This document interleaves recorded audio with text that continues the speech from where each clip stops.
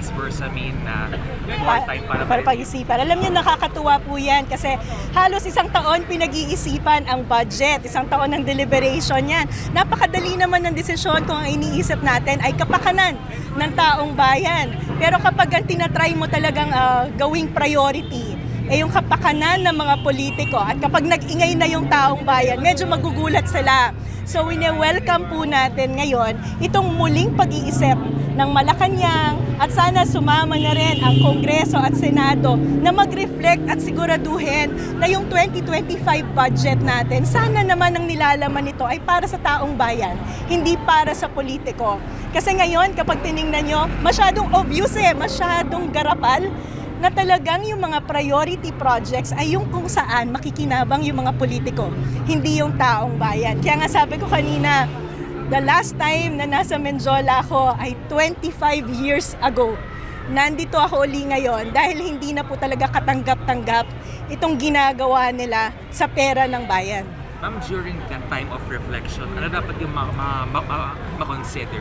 Unang-una, dapat po ang budget natin, ang kinakatawan niya na yung interes ng taong bayan. Malakas po yung panawagan natin na dapat pinaprioritize ang kalusugan at edukasyon kasi ito yung mga unang-unang serbisyo ng pamahalaan na ramdam talaga ng mga tao. Alam niyo kung titingnan niyo po, ilang nanay pa rin ang namamatay hanggang ngayon. Sa kabila ng katotohanan na dapat covered na yan ng PhilHealth, ilang mga bata ang nao-ospital nang walang pambayad. Yung mga seniors natin ayaw nang magpagamot dahil walang pambayad sa ospital. Yan po yung realidad nating pangkaraniwang Pilipino. Unfortunately kasi hindi yan ang realidad ng mga politiko natin. Sila sa Singapore ata nagpapagamot, no? So sana po kahit kaunti man lang na yung budget natin ay i-reflect itong mga programa na may direktong epekto sa atin, na hindi na natin kailangan pang mamalimos sa pamahalaan. Kasi kitang-kita, imagine, zero budget sa PhilHealth, binawasan ng budget sa edukasyon, ibinaba by 50 billion ang 4Ps. Kung concerned sila sa ayuda, ayusin natin yung 4Ps. Pero hindi, gumawa pa ng mga bagong forma ng ayuda na kung saan itong mga politiko natin ang magpapamudmod. Kaya tingin ko po at ramdam ko yung nararamdaman ng mga pangkaraniwan nating manggagawa na walang choice tuwing tatanggap mo yung payslip mo, bawas na. Pero sa kabila ng pagkabawas na yan, di mo naman nararamdaman yung benepisyo ng gobyerno sa'yo. Kaya talagang mapapamura ka na lang. Tapos during your speech kanina, you mentioned of corruption.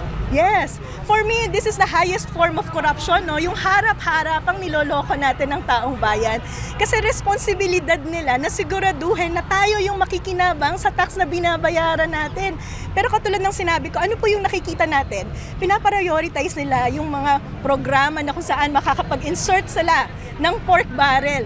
Gaano pa ba karaming dredging ang kakailanganin natin? Taon-taon, bilyon-bilyon ang nilalaan natin sa infrastructure pero patuloy pa rin na lumalangoy sa baha ang mga Pilipino. Baka naman pwede nilang isama sa reflection nila na hindi effective yung mga flood control projects na ini-insert nila sa budget. That's one. Itong AKAP program na mismong mga congressman at mga senador ang nagdi-distribute. Alam nyo, akala ko nung una may ray of light dahil yung mga senador natin kinriticize yung AKAP. Dahil yan ay insertion lamang, walang malinaw na programa.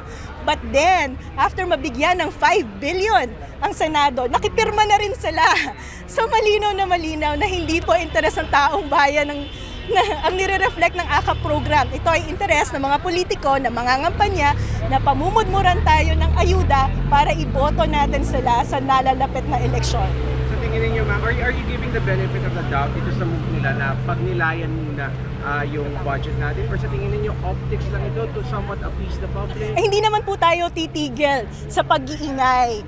Kahit magpapasko po, narito pa rin tayo at patuloy na babantayan yung budget. Alam nyo, hindi lang to sa 2025 budget. Nagsimula yung pagbabawas ng budget para sa mga programang kapaki-pakinabang sa mga Pilipino noong 2023. Sinimulan na nilang bawasan yung dapat subsidiya ng PhilHealth. Saan yan nilagay? Dun sa MAIP. Doon sa programa na kung saan kailangan pa natin manghingi ng guarantee letter sa mga politiko para makapagbayad sa ospital. So, huwag pong mag-alala ang taong bayan at habang nagre-reflect sa Pasko, itong mga politiko natin, patuloy po natin silang babantayan at i-remind na yung pera ng bayan, dapat po bayan din yung nakikinabang, hindi mga politicians. Thank you, ma'am. I'm sorry. You were supposed to march pa Mendiola, but what happened? Kasi sabi ng mga pulis hanggang doon na lang, hingarang nila.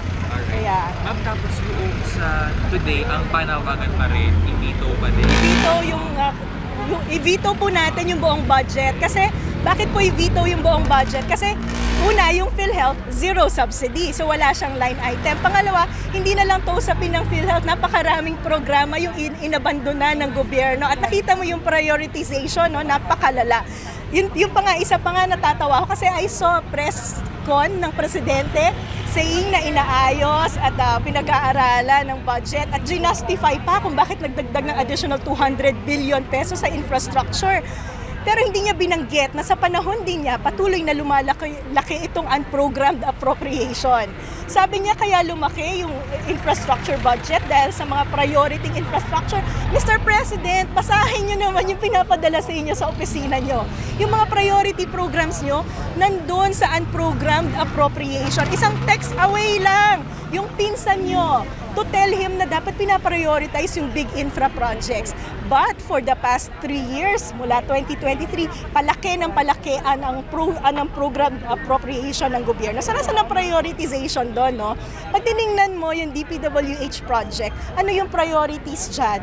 Flood control, multipurpose building. Gaano bang karaming multipurpose building ang kailangan natin sa Pilipinas? So, for me, bilang Pangulo ng Bansa, it's very disappointing na nadidinig ko yung Presidente na mali-mali yung datos na sinasabi at mali-mali yung facts na sinasabi about the budget. Marami naman po kayong staff, pwede nyo silang ikonsulta para bago kayo mag-press con, informed yung mga sinasabi nyo para yung polisiya na ini-implement nyo, tama rin. Thank you, ma'am. Salamat po.